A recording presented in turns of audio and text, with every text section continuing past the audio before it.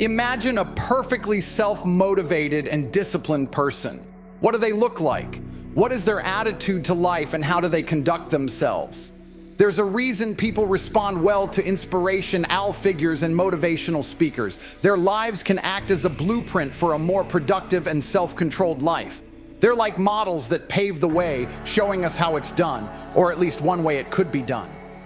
Usually these people are not that dissimilar from one another. They seem to share a handful of traits and personal characteristics that are fundamental to their success. It follows that if we want to act and behave more like them, then we can start by developing those characteristics in ourselves. That is, it's a question of not what to do, but how to be. The following characteristics signal a disciplined high achiever in any area of life and are essential for succeeding at any chosen goal. Strong sense of purpose, the big why behind everything you do. Without the fire of purpose, calling, or passion behind you, you're not truly motivated. To be highly effective and disciplined, your purpose has to be genuine, clear, and come from within. Seeks out positive mentors. Your role models matter. If they don't have inspirational people around them, the self-disciplined seek them out, deliberately valuing their support, input, and guidance. They are not jealous or threatened, but inspired by others' success. Sensory-rich vision. People with the discipline to succeed see a vision of their goal. They literally see it and smell it, hear it, almost taste it. They entertain visions of their own success rather than dwelling in detail on ideas of their failure. They fill their minds not just with powerful positive imagery, but with positive material on all their five senses. Their visionary goal is imagined in 3D. Strong belief in self. Those who put their willpower to work bringing their dreams to life must, at a fundamental level, believe that it's actually possible and that they have it in them to do what it takes. This may mean self-belief even when nobody else can support your vision. Crippling self-doubt and low self-esteem, on the other hand, will only interfere with your self-discipline. Ability to plan and organize. Of course, it's not just vision and self-confidence. People who can get things done are those that plan to get things done. They know how to plot a course of action, and they know how to coordinate and focus their efforts to achieve that. Chaos and disorganization can dissipate your energies and waste your time.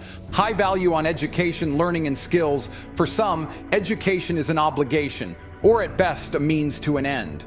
But for high achievers, learning is a way of life, and they relish the chance to develop, to correct misunderstandings, and to challenge themselves to go further. Patient perseverance. To find effort and motivation in yourself is one thing, but can you sustain that level for a prolonged period?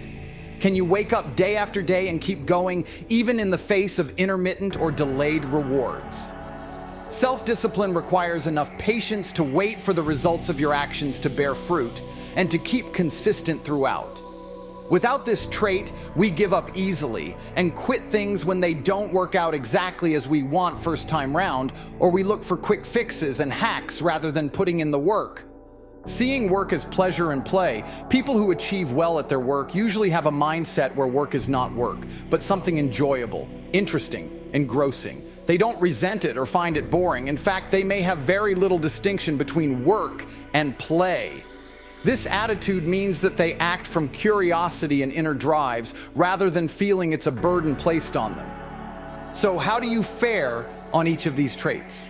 Time for a little self-reflection. You can conduct a mini appraisal of yourself anytime you like to get a good idea of your weak spots, but also to take note where you're improving. When you know what areas need attention, you can plan your progress a little more carefully. Try this.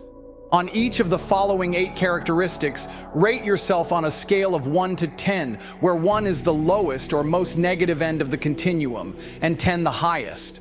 Sense of purpose, positive mentors, sensory-rich vision, strong belief in self, ability to plan and organize, high value on education, learning, and skills, patient perseverance, seeing work as pleasure and play, self-belief, planning and organization, education and skills, patient perseverance, seeing work as play, and you can add up your scores for each characteristic for a global score and then compare this in time, or you could do a few self-assessments over the course of a few weeks or months to see how you're developing in any one area.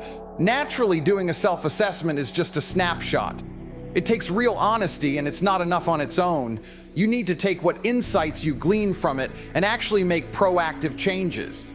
It may feel a little silly at first, but if you can concretely see the improvement in an area, in numbers, you may feel more empowered and confident in the steps you're taking to be more disciplined. Similarly, if you're trying a new technique or method and after 3 months notice no improvement, you can safely conclude that it's not right for you, knowing that your decision is honest and data-driven rather than just being procrastination or an excuse, bringing self-discipline traits to life. Let's look in more detail at how we can actually develop some of these traits in ourselves. There are practical ways to improve in each dimension, or all of them, and often improvement in one will spur and support improvement in another. For our purposes, let's say that our main goal is to create motivation and inspiration. We want to spark and grow that passion, energy, and even obsession required to build our dreams and get to work on what we care about. Motivation and inspiration are emotional reactions, but they are also a result of the traits discussed above. If we are deficient in any of them, there'll be a corresponding weakening in our overall sense of energy and motivation. So, being fired up with passion and purpose is not something we can directly cause in ourselves. However, we can indirectly create the right conditions in which our passion can ignite, and we can do it with conscious creation and self-discipline, one action at a time. Let's take a look at the 8 traits again and a few tips and tricks for developing each within yourself. Sense of purpose. The tricky thing with this is that nobody can tell you what feels meaningful or worthwhile to you. It really has to come from within. Many people embark on what they think is a self-discipline program, but in reality, they have merely substituted the teacher or facilitator's vision for their own, assuming that they want the same things that they do. To strengthen your sense of purpose, you need one thing: self-knowledge. You need to know with honesty and clarity who you are, what makes you tick, what values matter, and which ones don't matter, and what ultimately drives you. Bear in mind, though, that this can change with time. What felt like our life purpose at 15 may not feel that way at 35. That's why we need to constantly reappraise so that we can fine-tune and readjust, making sure our goals are our goals and align with us as individuals. Therapy always helps with self-discovery, but there are some easy ways to remind yourself of what your purpose is. Ask yourself, what would you like your obituary to say about you? In the past, when you've been fiercely motivated to work on something, what was driving you? Who do you admire most? And what about them speaks to you? Is anything of them in you too? Which activities most allow you to get into a flow? Once you've identified your values, purposes, and deeper guiding principles, write them down somewhere. These are like your compass to guide you back home when you're lost and floundering. Positive mentors. Let's be honest, not everyone is blessed with good role models. In fact, most of us are likely surrounded by those who have been modeling passive negative behaviors to us all our lives, or else we find ourselves in situations where we are unable to develop into our full potential. Luckily, we can choose. If you rated yourself quite low on this characteristic, take heart that there is a lot you can do to invite quality people into your world. There is a saying that you eventually resemble the 5 people you most spend time with. Whether this is true or not, there's no doubt that our sense of identity, our habits, and our mindsets are powerfully influenced by those around us. Here's a 2-step activity to try and raise your score in this area. Firstly, try to identify anyone who is actively holding you back. You know the kinds of people: pessimistic, critical, sabotaging, or just plain mean. They are the people who will work against your efforts to improve yourself and reach your dreams. Your goal here is obvious: reduce contact or eliminate them from your life completely, if possible. Of course, critics and people who disagree are not necessarily toxic people if their disagreement inspires us or encourages us to be better. Next, identify those people that don't add much to your life. Perhaps they're there because they've always been there, but they neither hinder nor advance your overall goals. These people are great to have around, but you should try to prioritize spending time with those who more actively support and teach you, or who you enjoy mentoring. Finally, the third group includes those who are on your side and are there providing guidance, help, support, or can teach you something. Even better if it's a mutual benefit. These are the kinds of people to prioritize in life. Attend networking events, seek out people in groups or clubs who are doing the same things as you, or even consider asking someone more advanced or accomplished to give you advice or help. Sensory-rich vision. Good plans matter, but before good plans comes a good vision. Ask any creator about their magnum opus, and most of them will say that they saw the vision fully completed in their mind's eye first, long before they took the first step to bring it to life. Every innovator first sees a vision of what could be and then works toward that. But don't get too attached to the word vision. You have so many more senses than just sight. Enlist all your senses to conjure up an image of what you want to achieve. Make it real in your mind. Dwell on every detail.